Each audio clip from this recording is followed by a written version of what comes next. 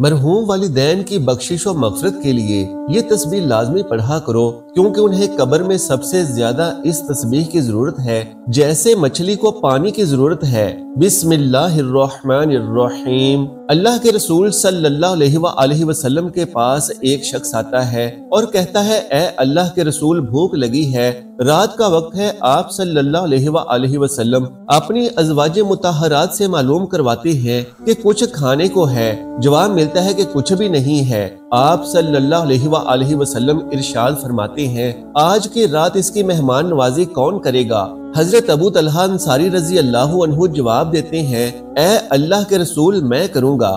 گھر لے جاتے ہیں، کھانا اتنا مختصر کہ خود کھا لیں یا مہمان کو کھلا دیں۔ بیوی سے کہتے ہیں، بچوں کو کسی طرح سے سلا دو اور چراغ گل کر کے کھانا مہمان کے آگے لگا دو۔ بیٹھیں گے ہم بھی، لیکن کھانے کے لیے نہیں، صرف یہ تاثر دینے کے لیے کہ کھانے میں ہم بھی شریک ہیں۔ کھانا کم ہے، اگر ہم بھی شریک ہو گئے تو مہمان کا پیٹ نہیں بھر پائے گا۔ چراغ گل کرنے کا فائدہ یہ ہوگا کہ مہمان شکم سیر ہو کر کھائے گا اور اسے یہ احساس نہیں ہو پائے گا کہ ہم نے کھانا نہیں کھایا۔ بحوالہ صحیح بخاری۔ حضرت عبداللہ ابن عمر رضی اللہ عنہ بیمار ہے، انگور کھانے کی خواہش ہوتی ہے۔ ایک درہم میں انگور کا ایک خوشہ خرید کر لایا جاتا ہے، ہاتھ میں وہ خوشہ آ بھی نہیں پاتا کہ ایک سائل آ پہنچتا ہے۔ حکم ہوتا ہے کہ انگور کا وہ خوشہ اس سائل کو دے دیا جائے۔ حضرت عائشہ صدیقہ رضی اللہ عنہا روزے سے ہیں، گھر میں صرف ایک روٹی ہے جو افطار کے لیے بچا کر رکھی ہے۔ دروازے پر سائل صدا لگاتا ہے،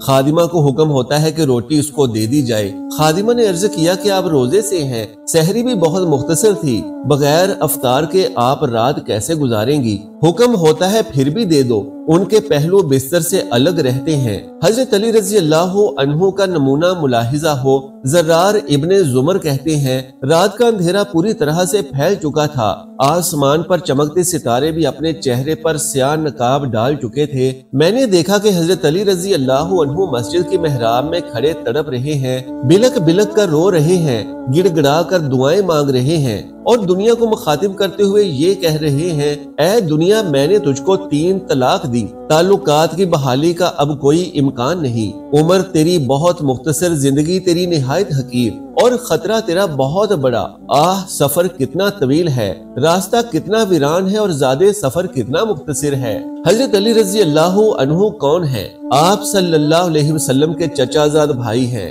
چہیتے داماد ہیں، ایمان لانے والے خوش نصیب بچوں کی فہرست میں سب سے اوپر آپ کا نام ہے، لیکن حال پھر بھی یہ ہے کہ رات کے اندھیرے میں مسجد کے ایک گوشے میں تنہائی کی حالت میں رب کریم کے سامنے گریہ وزاری کا یہ عالم ہے کہ سننے والے کا دل پھٹا جاتا ہے۔ وہ کفار کے مقابلے میں سخت ہیں، کفار کے مقابلے میں صحابہ کرام رضی اللہ عنہم کا سخت ہونا ہر موقع پر ثابت ہوتا رہا ہے۔ صلح حدیبیہ کے موقع پر تو خصوصیت سے صحابہ کرام رضی اللہ عنہم کی اس صفت کا اظہار ہوا۔ باقی اس کی سب سے اعلیٰ مثال تو اس موقع پر سامنے آتی ہے جب بدر کے قیدیوں کا معاملہ صحابہ کرام کے سامنے لایا جاتا ہے۔ حضور صلی اللہ علیہ وسلم تشریف فرما ہے، رائے کے اظہار کا سب کو موقع دیا جاتا ہے۔ حضرت عمر رضی اللہ عنہ کی جب باری آتی ہے تو وہ کہتے ہیں، حضور آپ مجھے اجازت دیں کہ ان قیدیوں میں اپنے سب سے قریبی رشتہ دار کا سر اپنی تلوار سے قلم کروں۔ حضرت علی رضی اللہ عنہ کو حکم دیں کہ وہ اپنے بھائی عقیل ابن ابی طالب کا سر تن سے جدا کریں۔ حضرت حمزہ رضی اللہ عنہ کو اشارہ کریں کہ وہ ان قیدیوں میں سے اپنے بھائی کے خون سے اپنی تلوار کی پیاس بجھائیں۔ وہ آپس میں بڑے مہربان ہیں۔ انصار و مہاجرین کے درمیان ہوئی مواخات رحمہ بینہم کا جیتا جاگتا ثبوت ہے۔ انصار نے اپنی ہر چیز میں مہاجرین کو شریک ہونے کی دعوت دی، مکان میں ان کو شریک کیا، جائیداد میں ان کو حصہ دار بنایا، کاروبار میں ان کو شامل کیا، یہاں تک کہ جن کے پاس ایک سے زائد بیویاں تھیں انہوں نے مہاجرین کے سامنے یہ پیشکش رکھی کہ اگر وہ ان میں سے کسی کے ساتھ نکاح کرنا چاہیں تو ان کی خاطر وہ اپنی اس بیوی کو طلاق دے سکتے ہیں تاکہ وہ اس سے نکاح کر سکیں، اور یہ سب انہوں نے صرف اللہ اور اس کے رسول صلی اللہ علیہ وسلم کی خاطر کیا۔ نماز کا وقت ہے، کسی وجہ سے نماز میں تاخیر ہو گئی تو اس کی سزا حضرت عمر فاروق رضی اللہ عنہ نے اپنے اپنے نفس کو اس طرح دی کہ 2 لاکھ درہم کا ایک باغ جو انہیں بہت عزیز تھا صدقہ کر دیا۔ ان کے صاحبزادہ حضرت عبداللہ ابن عمر رضی اللہ عنہ کے ساتھ بھی ایک مرتبہ اسی طرح کا واقعہ پیش آیا تو انہوں نے اس کی تلافی کی شکل یہ نکالی کہ اس دن پوری رات نماز پڑھتے رہے یہاں تک کہ صبح ہو گئی۔ حضرت طلحہ رضی اللہ عنہ اپنے باغ میں نماز پڑھ رہے ہیں، باغ اتنا گھنا کہ دن میں بھی رات کا گمان۔ ایک چڑیا نہ جانے کیسے اندر آ گئی اور ایسے پھنسی کے پھڑپھڑاتی رہی لیکن نکل نہ سکی۔ چڑیا کے پھڑپھڑانے سے حضرت طلحہ کی یکسوئی میں خلل پڑا، نماز میں جو خشوع ہوا کرتا تھا اس میں کچھ فرق آیا۔ کسی طرح نماز ادا کی اور فارغ ہوتے ہی باغ یہ کہہ کر صدقہ کر دیا کہ اس کی وجہ سے میری نماز میں خلل پڑا۔ حضرت عمر فاروق رضی اللہ عنہ گشت فرما رہے تھے، راستے میں آپ کا گزر اونٹوں کی ایک چراگاہ سے ہوا۔ ایک اونٹ آپ کو دوسرے اونٹوں کے مقابلے میں کچھ زیادہ ہی فربا نظر آیا۔ پوچھا یہ اونٹ کس کا ہے؟ لوگوں نے بتایا آپ کے صاحبزادے عبداللہ کا۔ یہ سننا تھا کہ آپ کے چہرے کا رنگ بدل گیا۔ فوراً عبداللہ ابن عمر رضی اللہ عنہ کو طلب کیا اور ان سے دریافت کیا یہ اونٹ تمہارے پاس کہاں سے آیا؟ انہوں نے جواب دیا یہ اونٹ میں نے خریدا تھا اور اپنے پیسے سے خریدا تھا۔ اس وقت یہ کمزور اور لاغر تھا، میں نے اس کو چراگاہ میں دوسرے اونٹوں کے ساتھ چرنے کے لیے بھیج دیا۔ دھیرے دھیرے یہ فربا ہوتا گیا، میرا ارادہ اس کو بیچ کر کچھ نفع حاصل کرنا تھا۔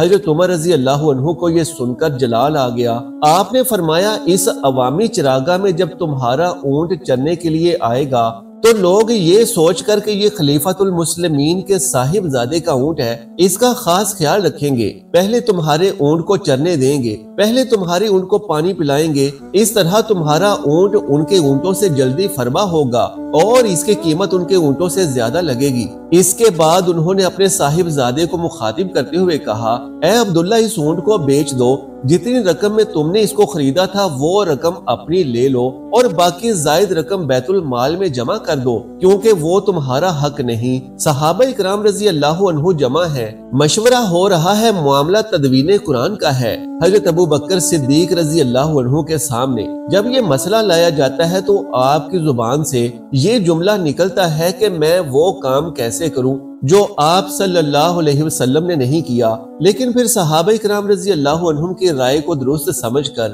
آپ رضی اللہ عنہ نے اس عظیم الشان کام کی اجازت مرحمت فرمائی۔ منصب خلافت سنبھالنے کے بعد حضرت ابو بکر صدیق رضی اللہ عنہ نے جو اعلانات کیے ان میں سب سے پہلا اعلان یہ تھا، میں وہی کروں گا جو آپ صلی اللہ علیہ وسلم کر کے دکھا گئے یا کرنے کا حکم دے گئے۔ حضرت ابو بکر صدیق رضی اللہ عنہ کے سامنے جب کوئی معاملہ پیش کیا جاتا اور واضح طور پر کوئی نمونہ اس سلسلے میں حیات طیبہ کا آپ رضی اللہ عنہ کے سامنے نہ ہوتا تو آپ صحابہ کرام رضی اللہ عنہم کے پاس تشریف لے جاتے، ایک ایک سے ملتے اور اس معاملے کے سلسلے میں نبوی طریقہ دریافت کرتے، اور جب آپ رضی اللہ عنہ کے سامنے اس سلسلے میں حضور اقدس صلی اللہ علیہ وسلم کا طریقہ بیان کیا جاتا تو فرماتے اللہ کا شکر ہے کہ ہم میں ایسے لوگ موجود ہیں جو ہمارے نبی محمد صلی اللہ علیہ وسلم کی سنتوں کے محافظ ہیں۔ رسول اللہ صلی اللہ علیہ وسلم کا نمونہ مہاجرین امیہ مخزومی کا ایک خط حضرت ابو بکر صدیق رضی اللہ عنہ کی خدمت میں پہنچتا ہے۔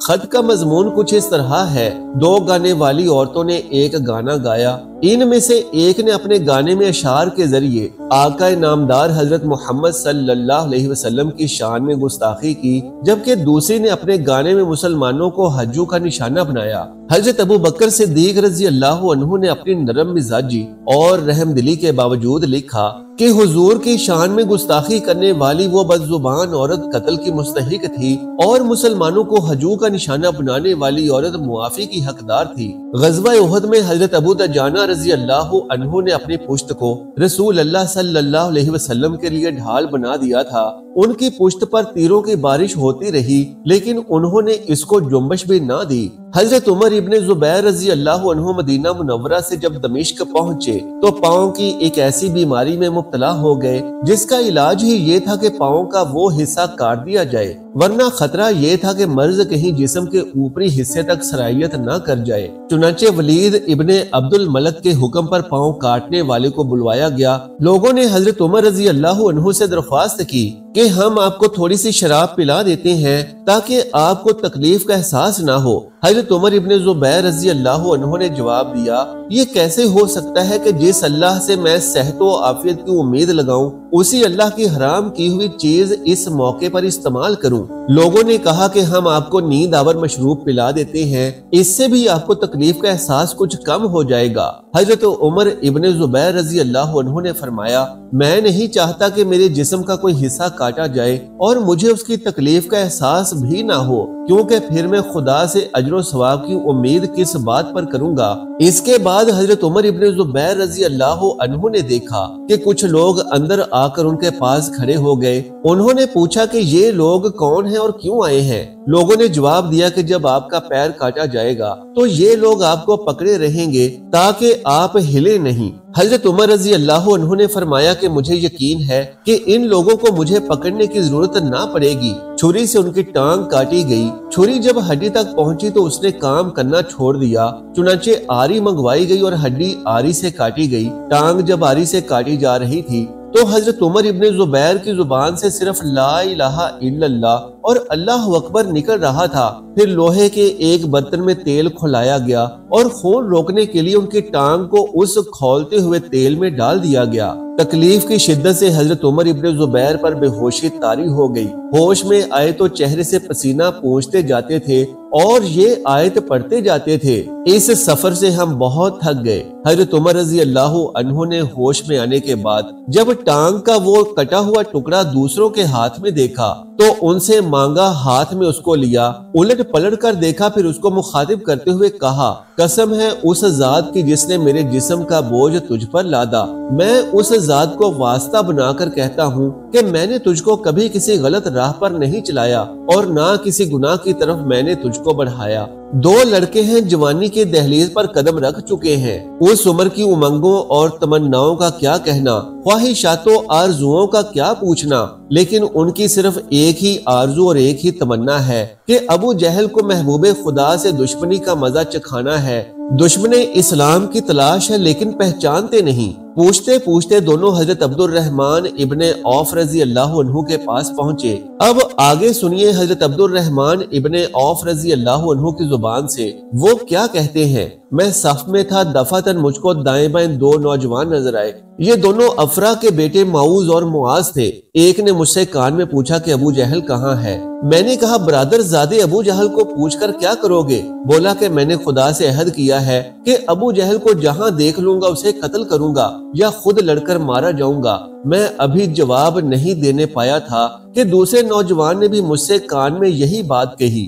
میں نے دونوں کو اشارے سے بتایا کہ ابو جہل وہ ہے۔ بتانا تھا کہ دونوں باز کی طرح جھپٹے اور دیکھتے ہی دیکھتے ابو جہل کو زمین پر گرا دیا۔ ابو جہل کے بیٹے اکرمہ نے پیچھے سے آ کر معاذ کے بائیں شانے پر تلوار ماری جس سے بازو کٹ گیا، لیکن تسمہ باقی رہا۔ معاذ نے اکرمہ کا تعاقب کیا لیکن وہ بچ نکلنے میں کامیاب ہو گیا۔ معاذ اسی حالت میں لڑ رہے تھے لیکن ہاتھ لٹکنے کی وجہ سے زحمت ہوتی تھی۔ ان کو یہ زحمت بھی گوارا نہ تھی، انہیں وہ ہاتھ بھی قبول نہ تھا جو خدا کے راستے میں ان کے لیے رکاوٹیں کھڑی کر رہا ہے۔ انہوں نے اس ہاتھ سے اس طرح پیچھا چھڑوایا کہ اس کو پاؤں کے نیچے دبا کر اس زور سے کھینچا کہ تسمہ الگ ہو گیا۔ اب وہ آزاد تھے۔ مدینے میں ایک بزرگ اور نابینا خاتون اکیلی رہتی تھی۔ حضرت عمر رضی اللہ عنہ ہونے والے خلیفہ کو ایک مرتبہ یہ خیال آیا کہ ان کے گھر کے کاموں کو انجام دینے میں ان کی مدد کی جائے، لیکن صبح صبح جب وہ ان کے گھر میں پہنچے تو دیکھا کہ گھر کی صفائی ستھرائی ہو چکی ہے، پانی کے مشکیزیں بھرے پڑے ہیں، ضرورت کی تمام اشیاء اپنے ٹھکانے پر موجود ہیں۔ انہیں سخت حیرانی ہوئی کہ صبح سے قبل یہ کام کون کر گیا۔ بوڑھی خاتون سے دریافت کیا تو وہ بولی، بیٹا مجھے نہیں معلوم کون خدا ترس آدمی یہ تمام کام فجر سے پہلے انجام دے جاتا ہے۔ حضرت عمر رضی اللہ عنہ اگلے روز فجر سے قبل بوڑھی خاتون کے گھر پہنچے تو معلوم ہوا کہ حضرت ابو بکر صدیق رضی اللہ عنہ موجودہ خلیفہ یہ تمام کام انجام دیتے ہیں۔ تب حضرت عمر رضی اللہ عنہ نے کہا، ابو بکر خدا کی قسم میں آپ سے آگے نہیں بڑھ سکتا، صحیح مسلم حدیث میں ابن اساکر رضی اللہ تعالیٰ عنہ فرماتے ہیں کہ نبی کریم صلی اللہ علیہ وآلہ وسلم نے فرمایا، جب جمعرات کا دن آتا ہے تو اللہ سبحانہ و تعالیٰ فرشتوں کو بھیجتا ہے جن کے پاس چاندی کے کاغذ اور سونے کے قلم ہوتے ہیں۔ وہ لکھتے ہیں کون اور کس کس امتی نے جمعرات کے دن اور شب جمعہ یعنی جمعرات اور جمعہ کے درمیانی شب مجھ پر کثرت سے درود پاک پڑھا ہے تو اس پر اللہ کی رحمت برسنا شروع ہو جاتی ہے، بلکہ جو ان کے اہل و عیال گزرے ہیں ان پر بھی اللہ کی رحمت برسنا شروع ہو جاتی ہے اور ان کو قبر کے عذاب سے خلاصی مل جاتی ہے۔ ان کی اولادیں بھی اللہ سبحانہ و تعالیٰ کی رحمت کے سائے کے نیچے آ جاتی ہیں